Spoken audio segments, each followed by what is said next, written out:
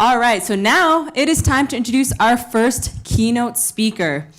And Amy Lynch hates long introductions, so I'm just going to sum her up in 30 words. Generations expert, idea warrior, entrepreneur, triathlete, stand-up comic, advocate for every generation. Get ready to laugh hard, be bold, and to harness the power of generational intelligence. Ladies and gentlemen, here's Amy Lynch.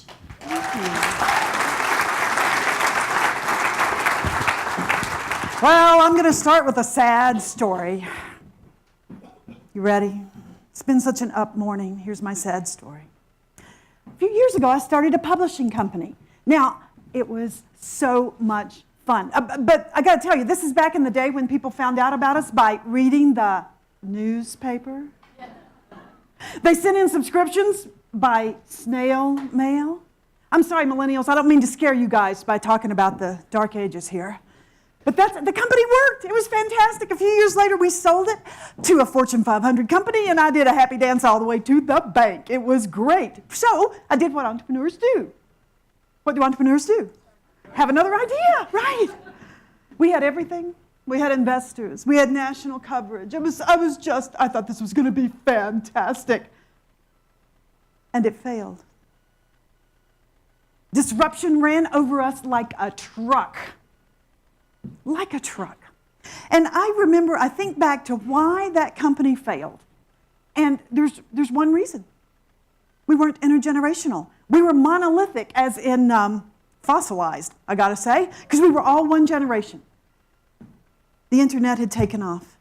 Information was everywhere, and it was basically free, and people weren't going to pay my publishing company for that information. If we had had younger people on that team, we would have been fine. So here's what we're all about today. We're here to build. I'm having trouble with this. Thank you, sir. We're here to build. I'll just come down and do it from there, perhaps. Dave. Oh, yes, it's working. We're here to build intergenerationality. I love this word. It has 9 syllables. It's very impressive.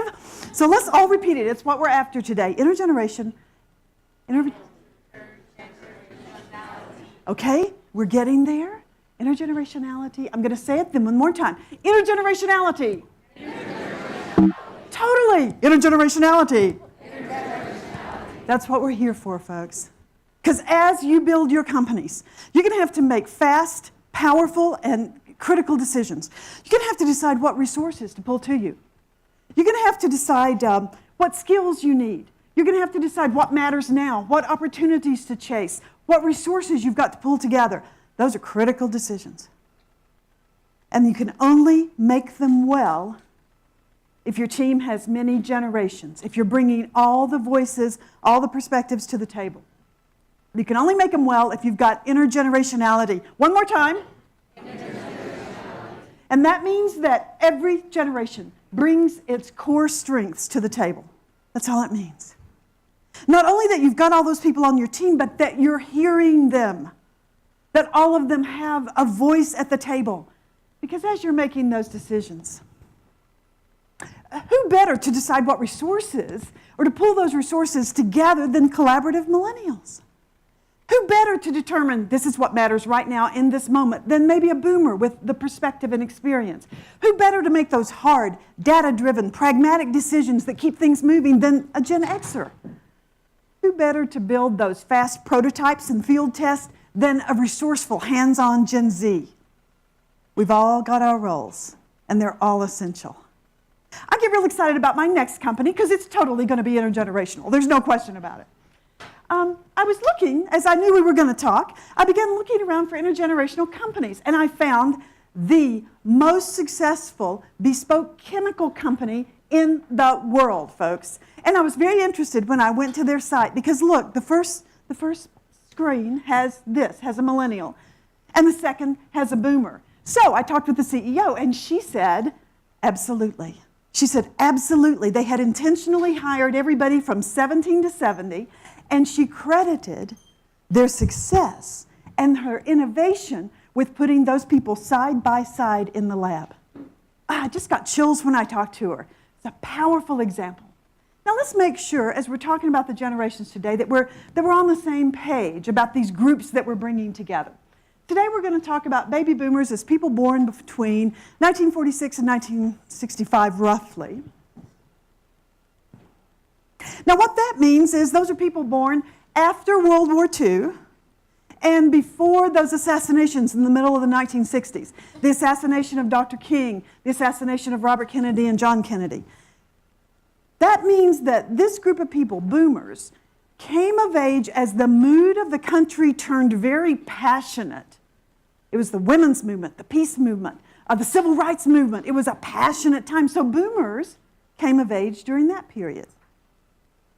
We'll talk about Gen Xers as people born roughly from 1965 to 1980, which means born after those assassinations, but before the Iran hostage crisis. Now, after the Iran hostage crisis, the mood of the country became very skeptical, very cynical. And so Gen Xers grew up in a period when things were cynical and skeptical. See, generations are not just, 20 years that pass, we get new people born. That's not what generations are. Generations are a group of people who grew up at the same time, experienced the same political climate, the same economy, the same parenting, the same education, the same business climate. And so we come to our work, we start our businesses with some similar experiences and some similar expectations. That's all your generation is. It's not a box somebody's putting you in. It's just the group of people who have similar experiences to you. Millennials. We're going to talk about millennials today as people born 1980 to 1998, roughly, which means after Reagan was elected and before 9/11, roughly. Wow, that's a period when things began to feel more like, more urgent at that period. And then we'll talk about Gen Z or iGen. Actually, this group has so many names. Do we have Gen Zs in the audience? Yay, here you are. What do you want to be called? You don't know yet? Astronauts. Magnificent, amazing, right? But honestly, there are 1,400 names for this group, and I just really want to know what you want to be called. iGen seems to be standing out. I like Gen Edge, like on the edge of innovation, you know? There are other names, Homelanders, there are Founders, Builders, there are tons of names. Right now, today, we'll just use Gen Z as kind of a placeholder. And what happens is that each generation does get its name after they've been at work just a few years, and we begin to see what the behaviors are. So Gen I, or iGen, or Homelanders, or whoever you are, I'm really glad you're here today. You know, I love knowing who's in the audience. If you're a boomer, you want to raise your hand? Woo! Look at that. We got a surfeit of boomers. Let's clap for the boomers. I'm really surprised. I thought we were all going to retire. Here we are. Yeah. Boomers, one more time. Where are you? Okay. We're still here. We didn't retire. But you know, one of us retires every 7 seconds. If it's your turn and you're gone when I'm done, I'm cool with that. I get it. Xers, where are the Xers in the room? Oh my goodness, yes, a nice middle ground of Xers. You guys are amazing. Look, but you're a small generation. Did you notice nobody clapped for Xers? Let's hear it for Xers. I think maybe nobody claps because you have been a small generation and you have been ignored. You know, millions and millions of millennials on one side, a wall of millennials on one side, a wall of boomers on the other, and a smaller generation in the middle. Xers, you did get ignored because you were small. Why are you such a small generation? Your mamas had birth control, yes. That's really sweet for you, Xers. That's really sweet. Because you know you were wanted. We boomers, you know, we're like never sure. Hey, but the pressure is on you Xers right now. You're a small generation. You're stepping up into leadership. You're the keystone of the workforce, and the pressure is on. As a matter of fact, you're trending. You may have noticed that. If you read the Wall Street Journal, you notice that all the new CEOs of major companies are Gen X. You're totally the new black. I'm very happy that you are finally getting your due. You're finally getting noticed. But you haven't been appreciated. So I have a suggestion. If you're an Xer, raise your hand. Just look around. Isn't that a great-looking group? Yeah. Okay, Xers, turn and look at somebody. No, keep your hands up. I'm sorry. I didn't give good instructions. Xers, keep your hands up and look at somebody next to you whose hand is not up. And then Xers, repeat after me, I am a gift. Let's go.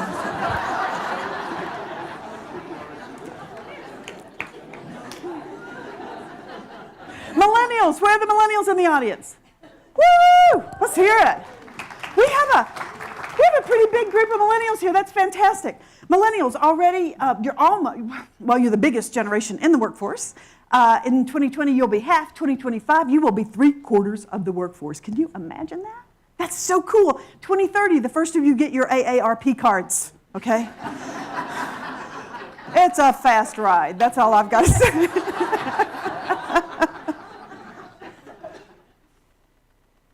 Say a little word about Gen Z while we're here. Gen Zs are, even though your skills are still emerging, we're still figuring you out, we know that you're incredibly resourceful. Gen Z, stand up again, please. You are the future. Totally, yes. Yeah, oh, yes. Yeah. But I noticed you're like in the corner over here and in the corner over here. I didn't know there was assigned seating, but Gen Zs, we know that you are incredibly resourceful. Teachers I talk to these days say, hey, if students don't have a solution, they'll find a solution. Does that sound right? If you can't find a solution, you'll make a solution, right? Incredibly resourceful people, hands-on people, and you've got good sense about money. Unlike us boomers, it's really amazing, yeah. All those skills are coming from that young generation. Okay, so we know who we're talking about. I want to look with a little depth at each generation. The boomers, we'll start there. Now, as boomers were growing up, boomers, what was the economy doing? Growing, growing, and we didn't see anything else. The economy just kept growing, ticking up. And so boomers growing up assumed, oh, sure, there will be jobs. Of course there will be jobs. And, you know, we can be idealistic. We can do something, we can make the world better. We just assumed, yes, we'll do better than our parents did. It's going to be good. So when boomers went to college, surveys were done as they entered as freshmen. And this is kind of hard to believe today, but what the boomers told the survey people was that what they wanted to be when they graduated from college was a teacher, a clergyman, or a social worker. Those were the 3 top answers. Look at how idealistic that is. Boomers are incredibly idealistic. So we get this passionate, idealistic group who's also looking at visionary leaders like Martin Luther King, looking at visionary leaders and thinking we can make the world a better place. Now, not only are boomers visionary, boomers were pretty individualistic. Yeah, it became cool to be a rebel. Even if you didn't have a cause, that was all right. I love using this poster as an example because at the bottom it says, and they both came from such good families. Just like that. But it became cool to stand out. Now, one reason boomers needed to stand out was because there were so many boomers. Boomers, do you remember going to school and there weren't enough desks in the classroom? Yeah, not enough books in the classroom. And so the world was crowded. You had to find a way to stand out. 20 years later, the Gen Xers came and said, what are all these books doing in the classroom? Had to find a way to stand out, to be recognized as individuals. Very critical to us as, I'm a boomer, as a generation. We still like to stand out. Yeah, this is from the MIT Age Lab. So it's well researched. Now, look, it's mathematically impossible for 74% of us to be above average. That's not how the numbers work. And we might not look that smart in this photo, actually. But notice that sense of still needing to make a mark, still needing to stand out. When you try to partner in your company with a boomer, think about that boomer's need to make a mark, to make the world a better place, to leave their imprint on the world. That's a powerful driver. The Army understood this. When they recruited boomers, the Army said, be all that you can be, you individualistic, driven, passionate boomers, and that worked. it drew boomers into the Army. So when we come to entrepreneurship, for boomers, entrepreneurship is driven by vision, by high ideals.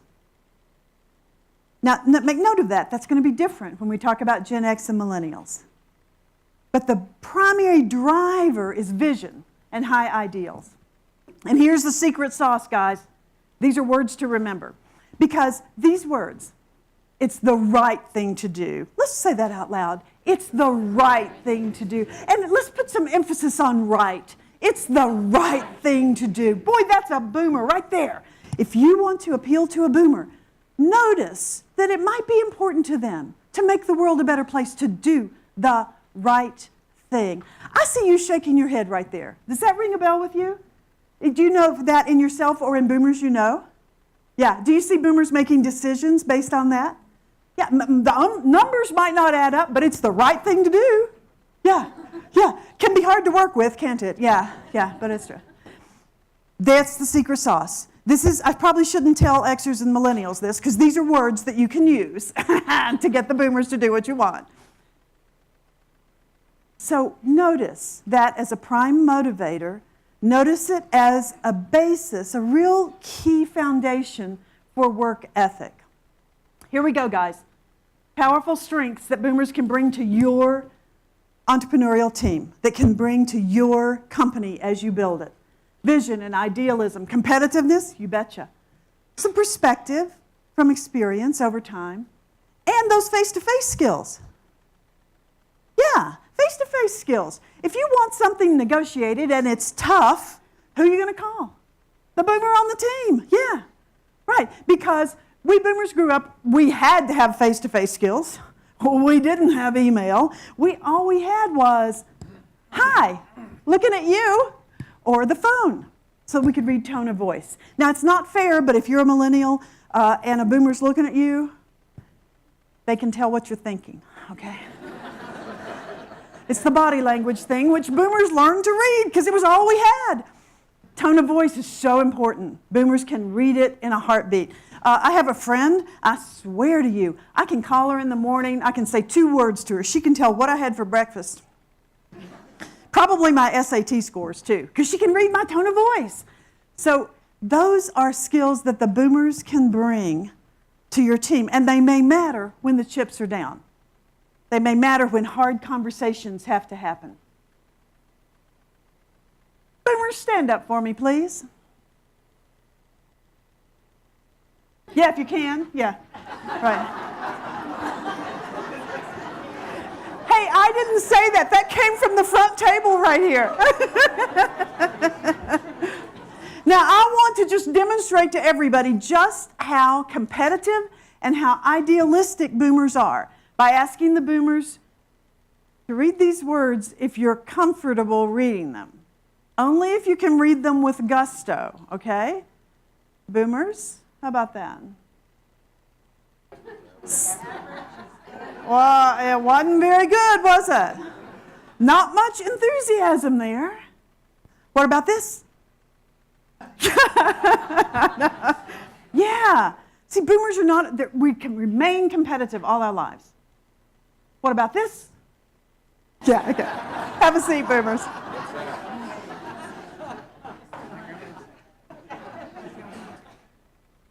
Your challenge, boomers. Your challenge, boomers, as you enter into these intergenerational groups. What's your challenge? Anybody give me some ideas? Yes, step up to the technology. Whatever that means in the group that you're working with. That means different things to different boomers, but yes, it's a huge thing. If you grew up analog, now we have to step up to the technology. We can't be good entrepreneurs without it. What's another challenge? Yeah. Yes, I'm sorry, step up to the technology, and then other people's perceptions, because we're aging differently and remaining active much longer, and so we may have to speak up and say, no, that's not who I am. I'm not the person who needs to buy Depends, okay? I'm good. Yeah. Sorry, that was a bad joke, but... Yes, what's in the back? Ageism, totally. Ageism works on every end of the spectrum. Yes. Yes, preference of communication, stepping up to the ways the team needs to communicate so that I don't walk over to you when you're trying to get something done. Well, chat, right? Yeah. It can make you crazy. It can make you crazy. And you can think I'm wasting your time. Now, I might just be trying to connect with you because as a boomer, I might work with you a little better if I have some FaceTime. But yeah, we have to step up to the communication that's the most efficient. Good. Now, yes, talk to me. Core values, what does that mean?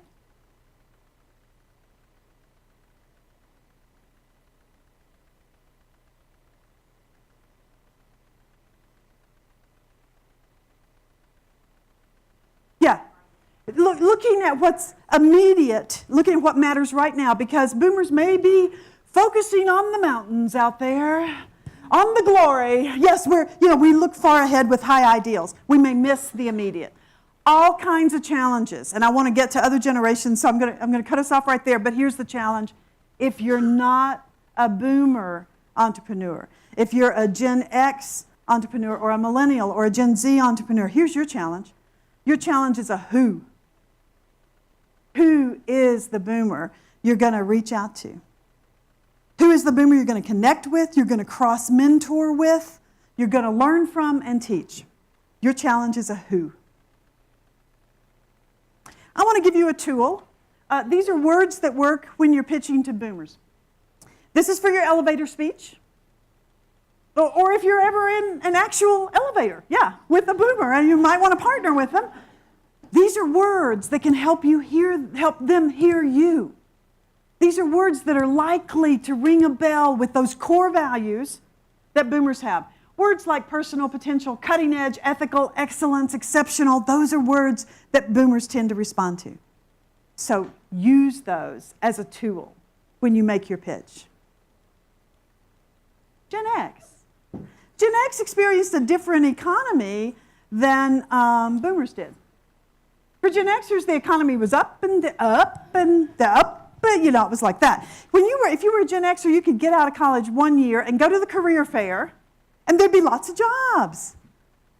You could get out of college the next year and go to the career fair, and you were like the only person on the moon. No jobs. It was very unpredictable. So when Xers went to college and they said, here's what I want to be, here are the jobs that are my first choice, they didn't say teacher and clergyman. They said, get ready, guys, lawyer, engineer.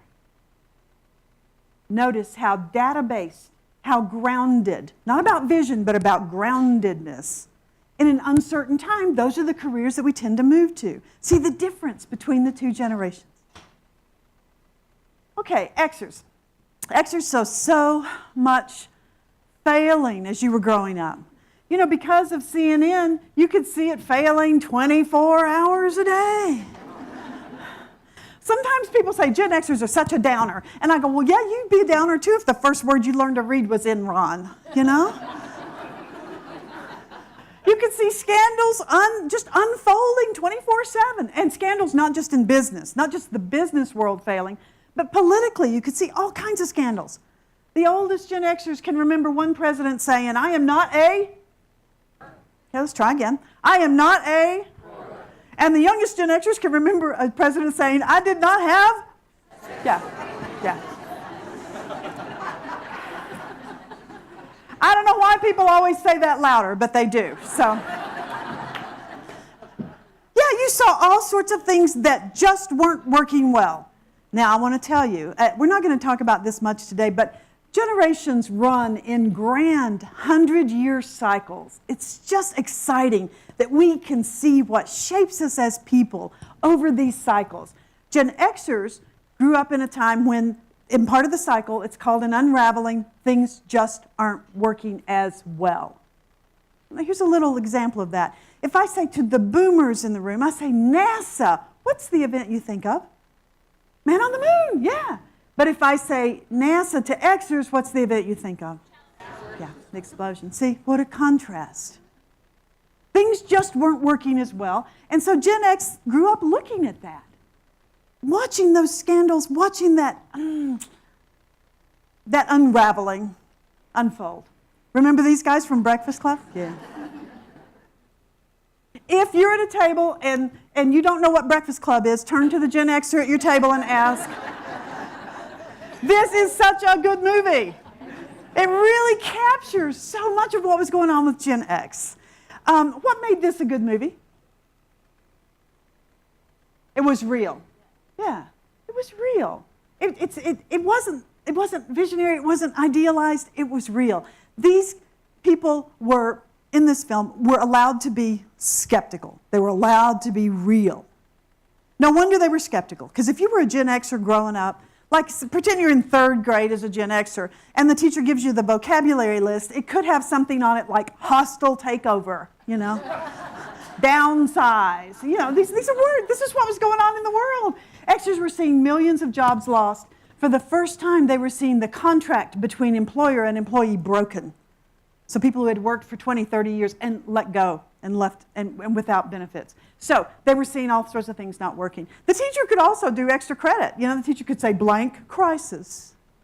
And the Gen Xers could say, oil crisis. Yes, steel, hostage crisis, farm crisis. You get the pattern here, okay? There's a time in history when things were very uncertain. So here it is. There's the secret sauce. If you're working with an Xer, you know that they have seen things that did not work. And if you want to pitch to an Xer, it's important to say, this works. This is measurable. This gets results. We can be accountable with this. So when you're pitching to an Xer, don't pitch a dream. Pitch the proof. Yeah, show them that it works, because that's going to get at the core values, in all likelihood, of an Xer. Again, this is the secret sauce. I probably shouldn't tell you. It's not fair to the Xers in the room. Xers, does that sound accurate? Is that what you look for? Yeah. There it is, a powerful foundation for the Xer work ethic, a powerful piece of where they come from. So entrepreneurship for Xers. Entrepreneurship for Xers is about how we get, not what we create. It's not what, it's like how. How we get it done so that it works.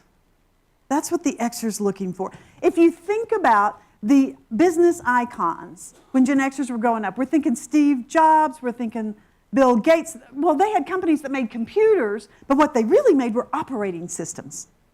What they really made were ways of getting things done. Because Xers had seen things not get done, seen things fail and not get work. The other thing that Xers are looking for is efficiency. Has to be efficient. Because the speed of life was accelerating as Xers were growing up. Xers, did you feel that? Did you feel that speed accelerating? While you were growing up, the technology just took off. You can chart it like a hockey stick. You know, it goes bam, like that, and doesn't look back. We get the internet, we get email, we get the pace of life speeds up. As a matter of fact, this is what was happening. Sorry. Millennials, this used to be a computer. Yeah. Yeah. But what was happening was this was changing to this, was changing to this, was changing to this. And once we got here, things had changed dramatically. In the 1970s, you could invest about $1,000, and you could do, get this, 10 computations a second. Oh, and you were flying. It was exciting. Now you can invest the same amount and do 100 quadrillion computations a second.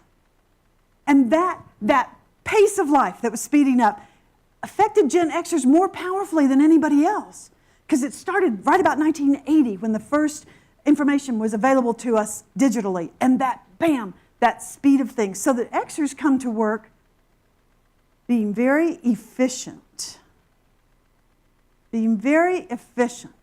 valuing time above all else. You know the Xers you work with won't call a meeting if an email will do. Won't send an email if a text is going to get it done. Most of all, would like to do the work alone, thank you, because that's more efficient. Xers, is that true? Yeah. I know some Xers who manage millennials, and sometimes the millennial Xer bridge can be a rough one. It can be hard to bridge that gap. I know some Xers who are managers, and they come to the door and they look in, And there are all those millennials. They're innovating, they're collaborating, they're on the floor with their laptops, and they're getting work done, they're having a blast. And the Xer goes, oh, not going out there. That's a mosh pit. Yeah. Such a different way of getting work done, because for the Xer, working alone was more efficient. Now, something else makes Xers want to work alone. Xers, when you were growing up, how many of you were latchkey kids at some time? Yeah. Went home, did your homework on your own, put the Pop-Tart in the toaster yourself, you managed your life on your own. So became very independent. And you bring that to your business relationships. How might that affect you if you're a millennial partnering with an Xer? The Xer might confuse you by not wanting to talk to you, by being very direct, by being very efficient, by being very fast, but not wanting to pass the time of day or go get a beer. It's not personal. It's not personal, it's generational. And as Xers have grown older, they've said, hey, my first priority is my family. I'm protecting my time. I'm going to work as efficiently as possible because I'm going to be with my family. Make sense? Okay. The Army understood this. Yeah, army of one, you independent Xers. And that drew them in. Here they are. Those skills, those core strengths that an Xer can bring to your team. Agility when things change, because they've seen so much change. And skepticism. The ability to ask the hard questions and make sure that it's going to work. Independence, productivity, those are the skills that an Xer can bring and that every team needs. Comments?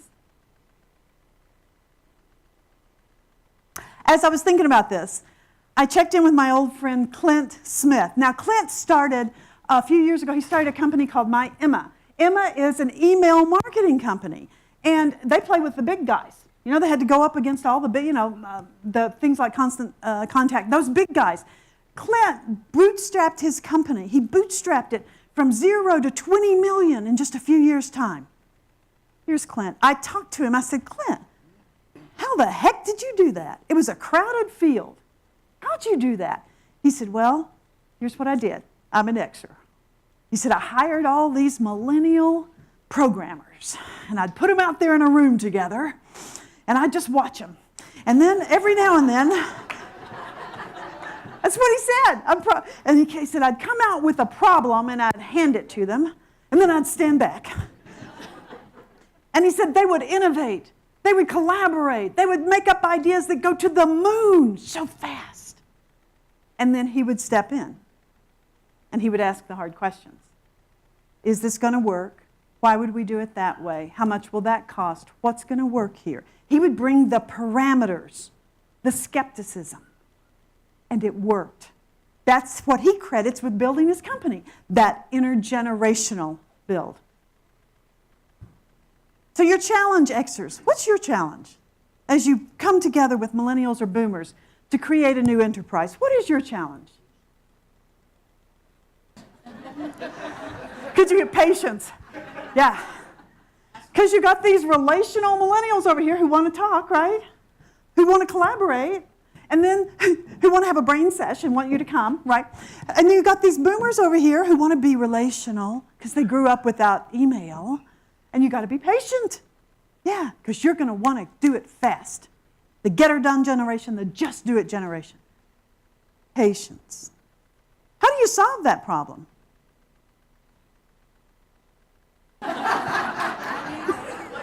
He said alcohol.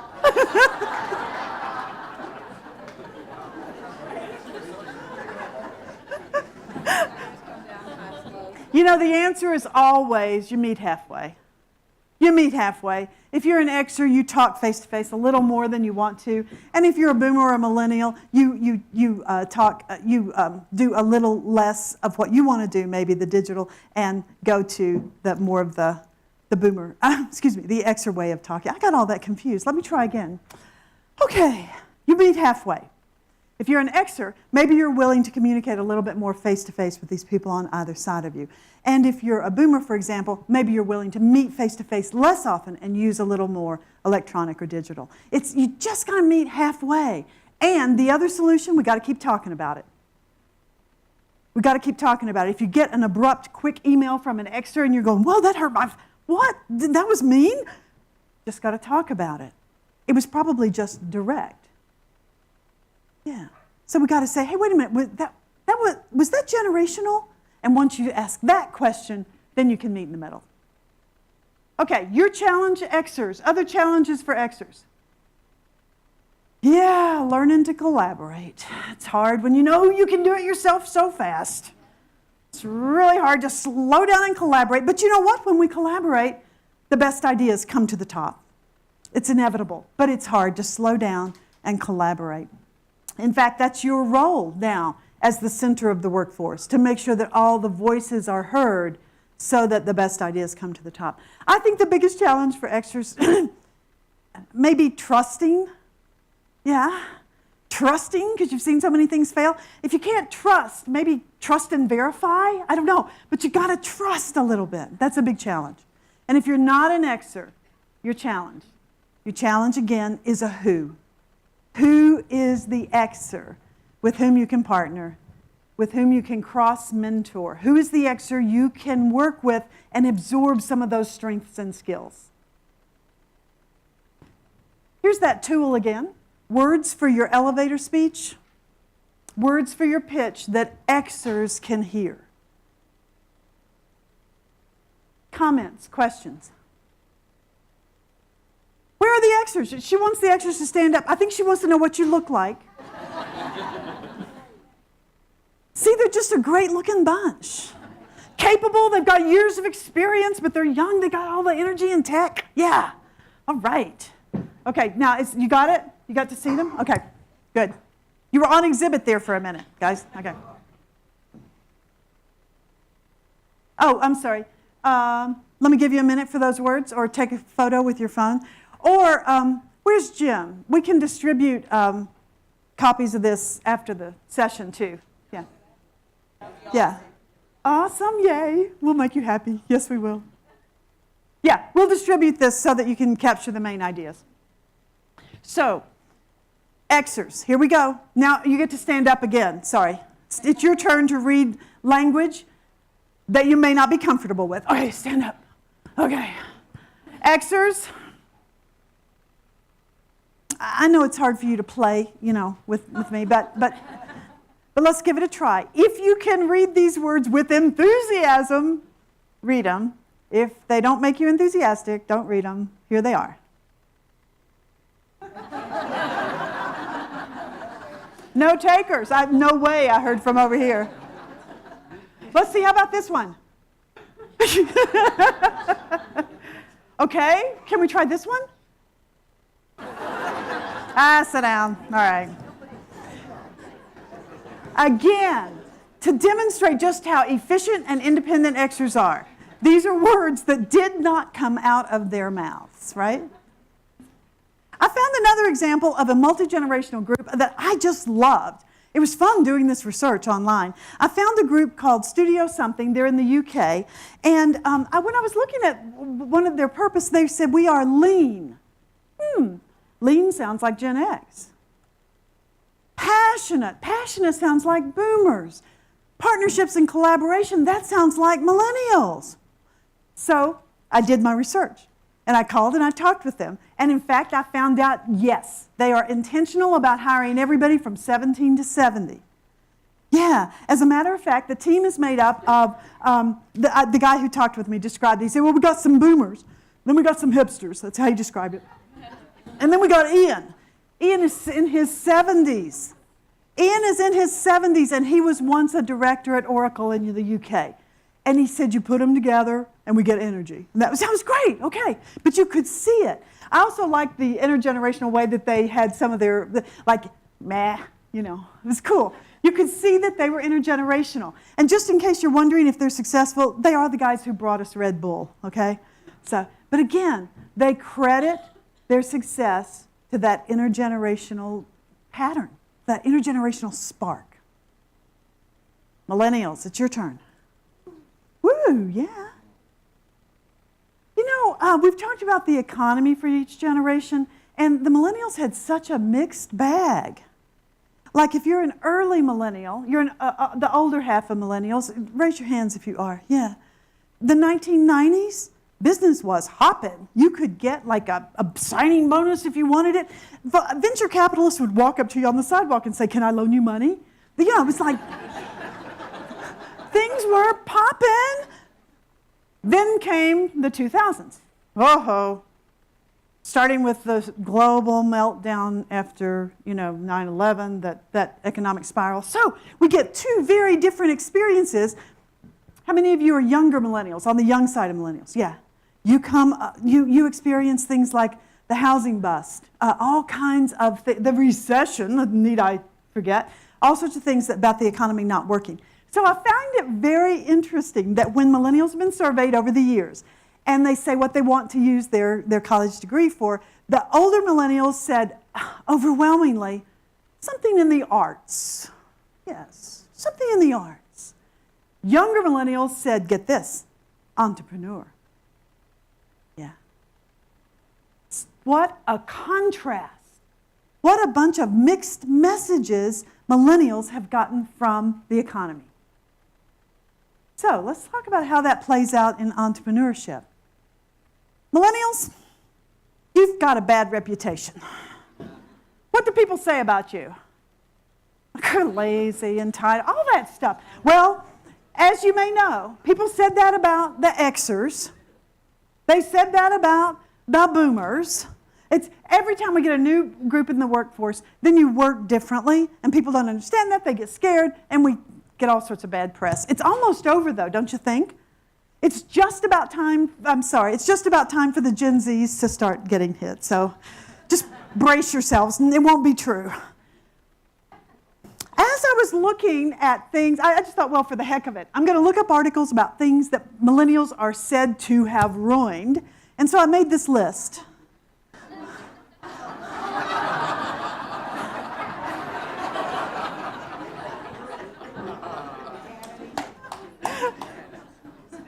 You got to remember, this will go away. This bad press will disappear.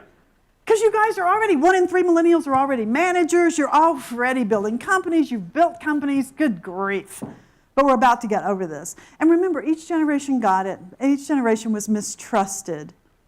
As a matter of fact, Xers, do you remember what Xers were called? Starts with an S.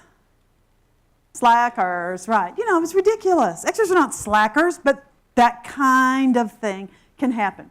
Now, what the truth is about millennials is that you've grown up during a time of incredible crisis. Where are the millennials again? Oh, yeah. What kind of crises have you seen? War. Yeah. Millennials, do you even remember a time when the U.S. was not at war somewhere in the world? Can't even remember a time the U.S. was not at war. What other crises? Oh, yeah, economic crisis after economic crisis. Tech bubbles, that sort of thing. Terrorism. Guns in classrooms. Climate crisis. Gee, guys. And again, as we mentioned, war. So how do you millennials respond to all that bad news? You kill me, because you don't give up. You don't back down. You step up. You're ridiculously optimistic. You step up and you say, I'm going to fix that. Give me a little piece of that to fix. Can't fix it all, but here's my part. Is that right, millennials? Yeah. You don't give up in the face of all that crisis. And I love that about you. And that is why I so love partnering with millennials when I do start an enterprise. It's just amazing. Okay, stepping up to change the world. The key word seems to be purpose. I want a purpose in what I do. Something else about millennials, the way that you want to make the world better is by doing it with other people, by teamwork, right? Has anybody here done the Tough Mudder challenge? Anybody here tough? Whoa, stand up, because these people are amazing. You've done things like crawl through the mud underneath electrified wire, is that right? What else have you done?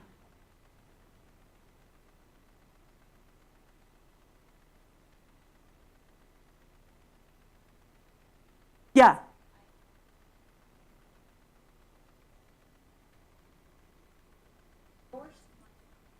I run face into what it is. Yeah, you have to run face into the fear. Yeah, what other obstacles are there on the course? Ropes, climbing. I mean, it's just awful. It's incredible. And you're dirty. You're doing it in mud, you know? So many millennials have done the Tough Mudder, and a lot of Xers have done it too. But here's what I want to point out to you. That before the race begins, this is the oath that is recited aloud. Notice, it's not a race, but a challenge. In other words, we're doing it together. I'm putting teamwork and camaraderie before my course time. We're doing this together. We boomers have no idea what you're talking about. I will help fellow mudders complete the course. Look at how collaborative that is. We're doing this together. That's the way that Gen Xers want to change the world. Now, the Army has to appeal to, I said that's the way millennials want to change the world, by doing it collaboratively. The Army understands millennials because they changed their recruiting slogan from Army of One to Army Strong, which implies, like, we're in this together. Now, that's what you want to do when you're looking to partner with a millennial. You want to do something that sounds collaborative, that sounds like co-creation, that sounds like doing this together. You know, millennials have always had a voice. Millennials, how many of you in here helped your parents plan vacations? Yeah. I was talking to a group, this was so funny, I was talking to a group of realtors, and they said, yes, the people who make the front line clicks on the MLS that determine eventually which house people buy. You know who's doing it? Millennials, right? Because everybody's busy in the family, but the millennials fastest on the computer, and they say, see what you can find. Yeah. So millennials have been making decisions and having input into family decisions all your lives. In 1996, I think it was, there was an article that came out in Brand Week, and it tickled me because it was written by all these car dealers, and they were pulling their hair out because kids were coming in and having a say in which car was being bought. The parents were saying, do you like it? And he was going, yeah, it's cool. Okay. You know, it's like, it was not something they had ever seen before, and they were freaking out about it. Millennials, used to having a voice, accustomed to having people make decisions. If you are partnering with a millennial and you say, you know, you're young, sit in the back, don't say anything during this meeting, you know. What's the millennial going to say? Yeah. The millennial's going to say, I helped my parents buy a house, okay? I got something to say here. The millennials used to having a voice in the classroom as well.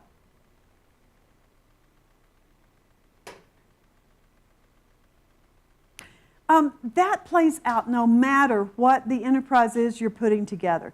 I talked to a lot of audiences, and I was just remembering an audience I spoke to, and it was a group of lawyers. The room was about this size, and all the lawyers worked with each other and knew each other. And so I said, do you ever have like communication problems back and forth between the generations? And a guy right in the back, right about where you're standing back there, yes, you, that's you, he said, oh, we do have that problem. He said, one time we got an email from the president, and the president said we all had to wear suits when we met with clients. And he said, but you know, I have lots of young clients. They don't want to see me in a suit. So what did the young lawyer do? He wrote a series of arguments. He was a lawyer, right? And he sent it back. And when he sent it back, he hit the button that said, reply all. Dun, da, da, da. Yeah. The president had thought he was sending a directive. The millennial said, no, this is an invitation to a conversation. He was not trying in any way to be offensive. He thinks the best, and he's right, the best decisions are made through conversation. You know, when he said that, the president was sitting right up here just about where you're sitting. He turned around and he said, are you still here? I thought we fired you. They all laughed, just like you did. And so I knew it was a firm that was generationally intelligent because they'd been able to talk about it as a generational issue. Here you go, the secret sauce. Let's do this together. The fundamentals of the work ethic, the prime motivator. And entrepreneurship for millennials, you won't be surprised, driven by purpose, and it's everybody's job. Entrepreneurship and innovation don't come from some other place, they're everybody's job. As I was thinking about the way millennials look at entrepreneurship, I just was thinking about all the business models that millennials that you've seen grow really big. Wikipedia. Who writes Wikipedia? Everybody. Yeah, collaborative. It's a collaborative. Google. Information belongs to everybody. Lyft. It's entrepreneurial. It's not about ownership. It's about sharing. It's collaborative. Facebook, the largest media company in the world, it owns no content. It's collaborative. Airbnb, arguably the largest hospitality company in the world, owns no properties. It's collaborative. All these new business models that millennials have started, have participated in, have driven to success, that helps us explain why millennials, one of the great strengths is innovation. When we survey all generations say yes, millennials are incredibly innovative. Purpose, collaboration. I put influence on here because I read a wonderful study recently of millennial CEOs, and it was found that the millennial CEOs lead by influence, not by top-down directive, but through influence. And I thought, wow, what a powerful leadership model. Speed and tech, of course. All right, millennials, it's your turn. Stand up. Let's see how you feel about reading these words. If you feel terrific about reading the words, then read them. And if you don't, say, meh, no. Okay, ready? Can you read these words with enthusiasm? I have no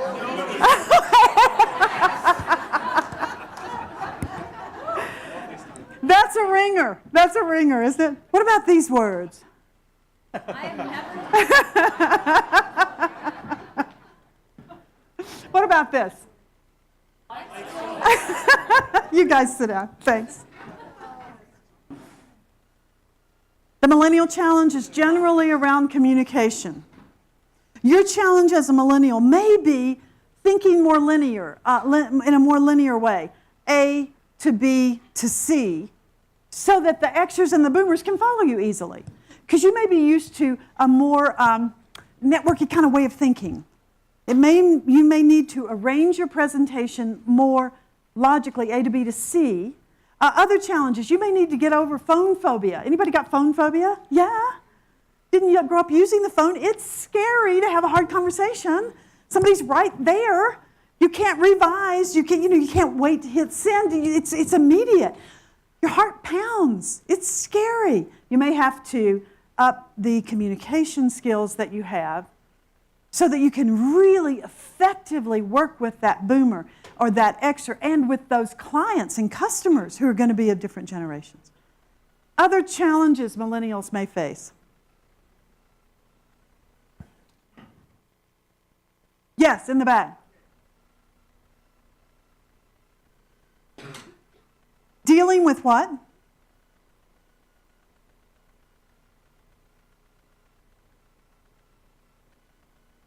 Oh, wait a minute, whoa. Okay. I'm not going to get into the politics. Millennials, I'm not going to go there. Yeah. No, they don't have to overcome it. If government isn't working, then maybe you don't participate. I'm not going to go there. Okay? So, but politics, yes. I hope millennials will weigh in and fix things. I really do. Yes.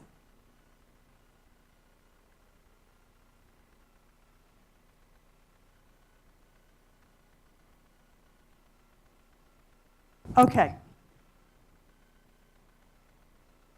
If you put it that way, then yes, I can read it. I'm just not sure voting is a way to do it. But I'm not saying don't vote. Don't hear me wrong. I'm just saying it's very frustrating right now.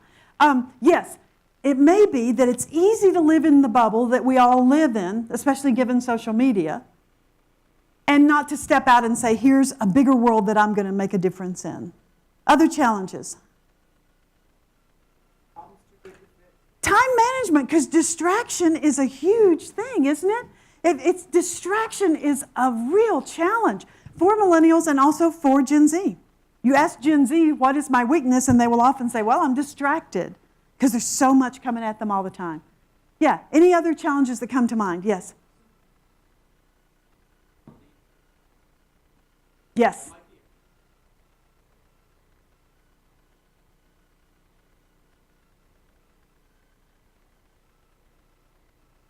Yes, and so it's not necessarily throw everything out, but look carefully at what is working and shape it as we go through this incredible period of disruption.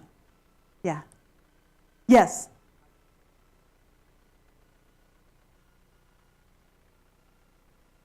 Yeah. Yes. It's so easy to get caught up in the negativity and think I can't change anything, isn't it? It's just the time in which we live. It's a very difficult time for our country. In generational terms, we're going through a fourth turning where we have to figure out what works again for our country and in our business models. And you're right in the middle of it. You will look back and say, wow, I lived through that. I saw that disruption and I did my part. You guys are wonderful. I'm out of time. I don't mean to ignore the Gen Z. I hope I've mentioned some of your strengths. And I just want to say that we ride as a team. When the woman introduced me, when Ash introduced me, she mentioned that I've been in triathlons. And I was on a team once with a bunch of Gen Xers and millennials. We were riding, doing a practice ride on Saturday morning. We came to a place where the road went up and around a curve, and I saw a friend of mine, and I very gratefully took a break. You know, I unclipped and if you ride a bike, you know that cool half on, half off thing you get to do. So I talked to my friend, and I caught up with her, and then I clicked back in, and I struggled up the hill and around the curve, and there was my team. They were all sitting there. As I rode up to them, they all took off. And my coach, who was my coach, who was a Gen Xer, looked at me and said, Amy, we ride as a team. Yeah. We ride as a team, whether it's in sports or in business. We all need the passion of the boomers, the pragmatism of the Xers, the resourcefulness of Gen Z, the collaboration and innovation of millennials. We ride as a team. Thank you, guys. You're wonderful.